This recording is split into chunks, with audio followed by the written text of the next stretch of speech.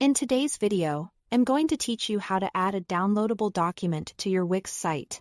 If you want visitors to download a PDF, a guide, a checklist, or any other document directly from your website, Wix makes the process very straightforward. The easiest way to do it is by adding a button and linking that button to your file. That way, your page stays clean and your visitors immediately know where to click. To get started, open your Wix editor. Once you are inside the editor, look over to the left-hand sidebar and click the Add Elements button, which is the plus icon. This is where Wix keeps all the visual elements you can place on your page.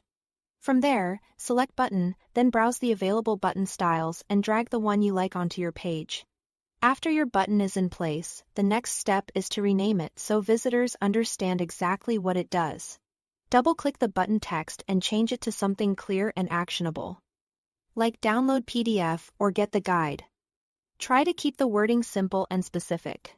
A clear label helps improve the user experience because people instantly know what they'll receive when they click. Once the text looks good, it's time to connect the button to your file. Click on the button and in the floating menu that appears nearby, select the link icon, which looks like a chain. This opens the link settings for that button.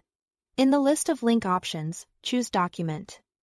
This tells Wix that instead of linking to another page or website, you want the button to open or download a file. Next, click Choose File. At this point, you can either upload a document directly from your computer or select one from files you've already uploaded to your Wix account. If you are uploading a new file, make sure it's the correct final version before attaching it.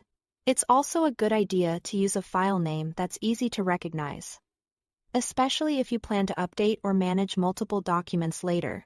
When you've selected the right document, click Add to Page and then click Done to finalize everything.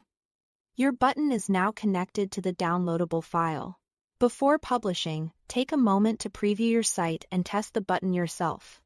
This helps confirm that the document opens or downloads the way you expect.